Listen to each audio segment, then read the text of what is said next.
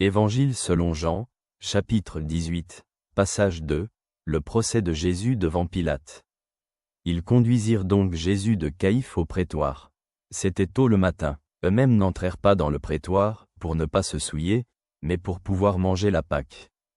Pilate sortit donc vers eux et dit, « Quelle accusation portez-vous contre cet homme ?»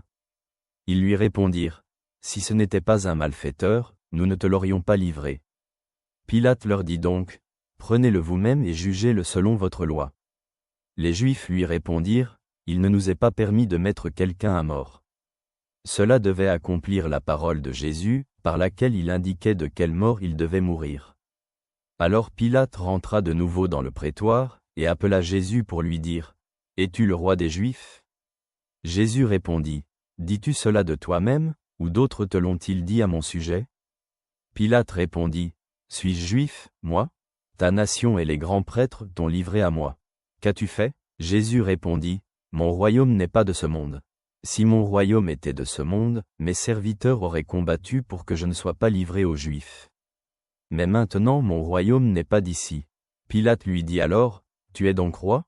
Jésus répondit, « Tu le dis, je suis roi. Je suis né et je suis venu dans le monde pour rendre témoignage à la vérité. Quiconque est de la vérité écoute ma voix. » Pilate lui dit, « Qu'est-ce que la vérité ?» Après avoir dit cela, il sortit de nouveau vers les Juifs et leur dit, « Je ne trouve en lui aucun crime. Mais vous avez pour coutume que je vous relâche un prisonnier à la Pâque. Voulez-vous donc que je vous relâche le roi des Juifs ?» Ils crièrent de nouveau, « Pas celui-ci, mais Barabbas. » Or, Barabbas était un brigand. Ces mots nous invitent à la réflexion.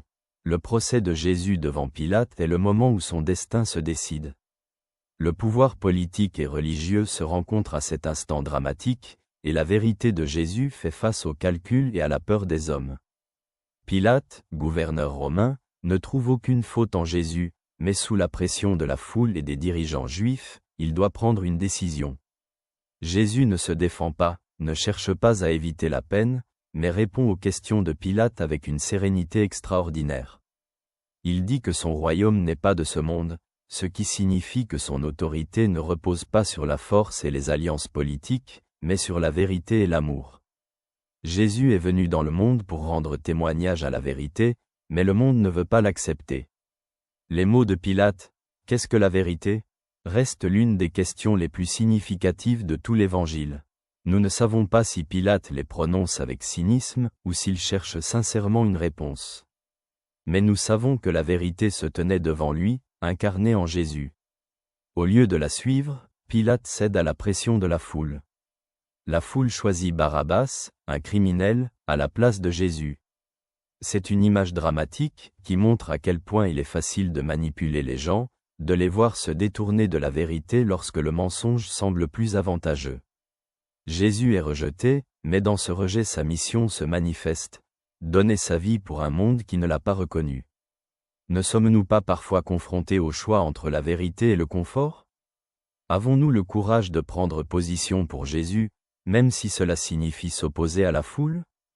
Jésus montre que le véritable pouvoir ne repose pas sur la force, mais sur le service et le sacrifice. Son royaume est le royaume de la vérité. La question qui demeure est, appartenons-nous à la vérité et écoutons-nous sa voix ? Je te salue chaleureusement, ton ami. Avec Dieu.